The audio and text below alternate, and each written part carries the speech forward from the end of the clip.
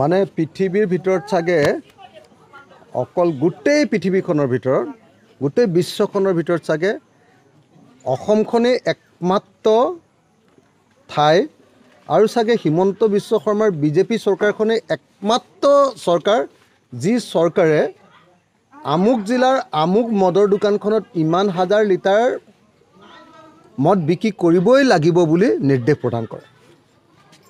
আমাৰ শিৱসাগৰক 10,000 লিটাৰ দিছে হা, এইটো অলপ কম হৈছে। হিমন্ত বিশ্ব শৰ্মাক মই MLA হিচাপে কৈছোঁ, এইটো অলপ 50,000 লিটাৰমান কৰি দিলে ভাল আছিলে। তো আপোনাৰ সঁচাকৈ মুখ্যমন্ত্ৰী ডাঙৰীয়া লাজ নাই নেকি বাৰু? অসম চৰকাৰখনৰ সঁচাকৈ লাজ নাই নেকি বাৰু? তো ব্ৰিটিছবিলাকে কানি খুৱাই অসমীয়া জাতিক ধ্বংস কৰিছিলে বুলি আমি শুনিছিলোঁ, কিন্তু বিজেপি চৰকাৰে এতিয়া লক্ষ্য নিৰ্ধাৰণ কৰি দিছে যে এখন জিলাৰ এখন ৱাইন শ্বপত কিমান মদ বিক্ৰী কৰিব লাগিব তাৰ এটা তালিকা বনাই দিছে। এতিয়া প্ৰমাণ কৰে যে এই চৰকাৰখনে অসমীয়া মানুহক মদ খুৱাই পগলা কৰিব খুজিছে, মাতাল কৰিব খুজিছে, আৰু মাতাল কৰি বিজেপিয়ে তেওঁলোকৰ ধৰ্মীয় সাম্প্ৰদায়িক ৰাজনীতি মাতাল কৰি তেওঁলোকৰ লুণ্ঠন ৰাজ তেওঁলোকে চলাব খুজিছে।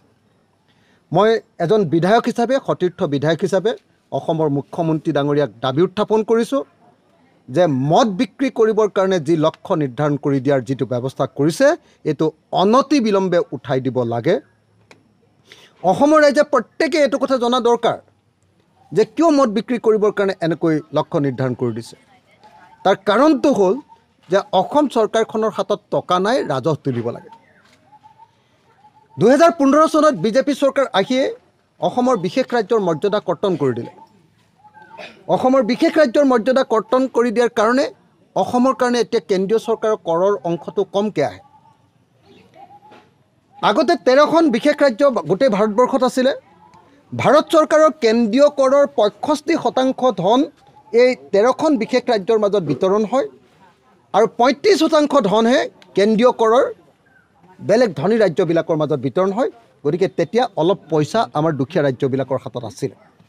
আমাৰ হাতত এতিয়া অকল এক্সাইজ ডিউটি আছে, আমি মদৰ ওপৰত টেক্স লগাব পাৰোঁ, আমি কেৱল ফৰেষ্টৰ ওপৰত টেক্স লগাব পাৰোঁ, ফৰেষ্ট্ৰি বালি বা শিলৰ ওপৰত টেক্স লগাব পাৰোঁ, আমি অকল ট্ৰেন্সপৰ্টেশ্যনৰ ওপৰত এই যে গাড়ীখন চলাইছে তাৰ ওপৰত ফাইন লগাব পাৰোঁ।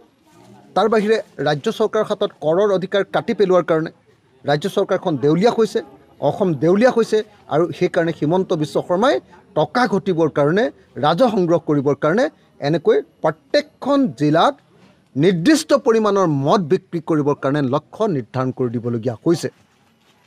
অকল মদ বিক্ৰী কৰি ধন ঘটাই নহয়, গাড়ীৰ ওপৰত ফাইন লগাই কিমান ধন ঘটাব পাৰি তাৰ কাৰণে, আনকি ট্ৰেক্টৰ এখনে পথাৰত হাল বাই থকাৰ পাছত উঠি অহাৰ লগে লগেও এতিয়া MVI গৈ ট্ৰেক্টৰৰ ওপৰতো টেক্স লগায়।